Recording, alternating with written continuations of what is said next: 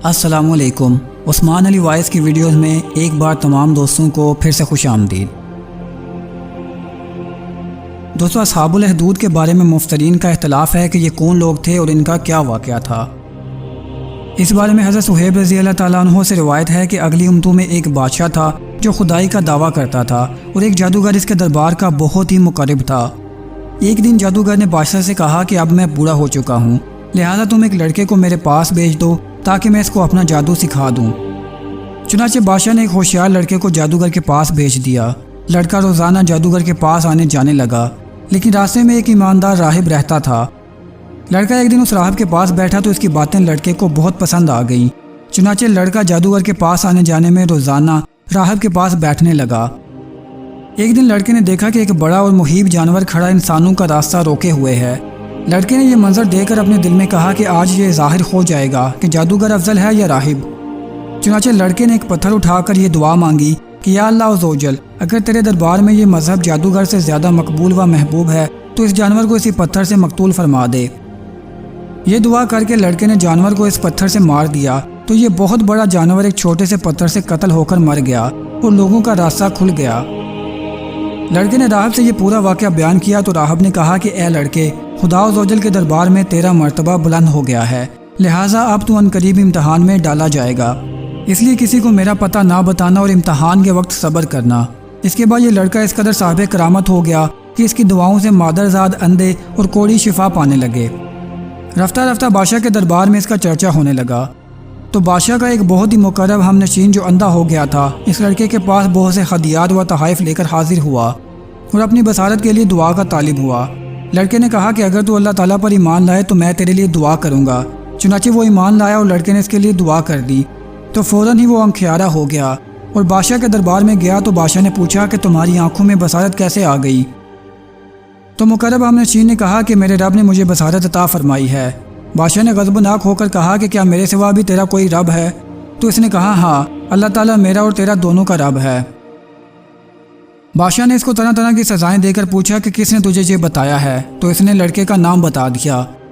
پھر بادشاہ نے لڑکے کو قید کر کے اس کو اس قدر مارا پیٹا کہ اس نے راہب کا نام بتا دیا۔ بادشاہ نے راہب کو گرفتار کر کے اس سے کہا کہ تم اپنے عقیدے کو چھوڑ دو، مگر راہب نے صاف صاف کہہ دیا کہ میں اپنے اس عقیدے پر آخری دم تک قائم رہوں گا۔ یہ سن کر بادشاہ آگ بگولا ہو گیا اور اس نے راہب کے سر پر آرا چلوا کر اس کے 2 ٹکڑے کر دیے۔ اس کے بعد بادشاہ نے اپنے مقرب ہم نشین کے سر پر بھی آرا چلوا دیا۔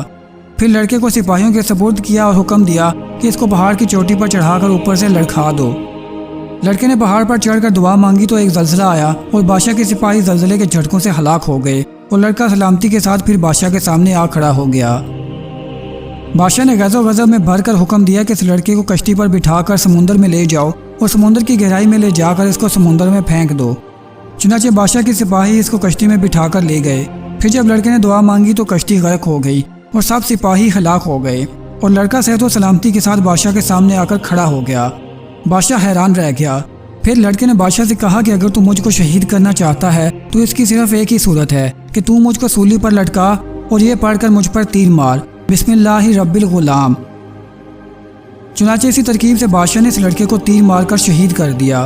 یہ منظر دیکھ کر ہزاروں کے مجمع نے بلند آواز سے یہ اعلان کرنا شروع کر دیا کہ ہم اس لڑکے کے رب پر ایمان لائے۔ بادشاہ غصے میں بوکھلا گیا اور اس نے گڑھا کھدوا کر اس میں آگ جلوائی۔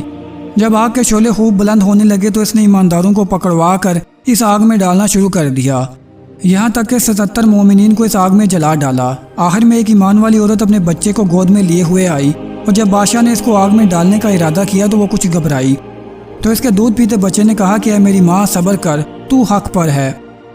بچے کی آواز سن کر ماں کا جذبہ ایمانی بیدار ہو گیا اور وہ مطمئن ہو گئی۔ پھر ظالم بادشاہ نے اس مومنہ کو اس بچے کے ساتھ آگ میں پھینک دیا۔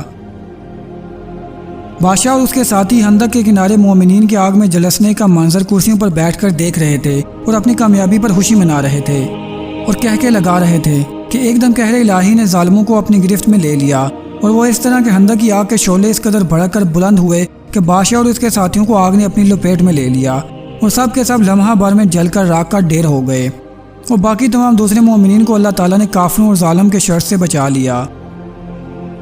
اس واقعے کو اللہ تعالیٰ نے قرآن مجید میں ان لفظوں کے ساتھ بیان فرمایا ہے، کھائی والوں پر لعنت ہو کہ وہ اس بھڑکتی آگ والے جب وہ اس کے کناروں پر بیٹھے تھے اور وہ خود گواہ ہیں جو کچھ مسلمانوں کے ساتھ کر رہے تھے۔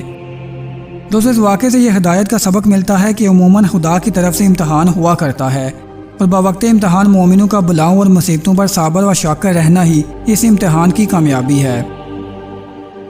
تو دوستو یہاں پر ویڈیو کا اختتام ہوتا ہے۔ ویڈیو پسند آئی ہو تو ویڈیو کو لائک کر دیں، چینل کو سبسکرائب کر دیں اور ساتھ بنے بیل آئیکن کو پریس کر دیں۔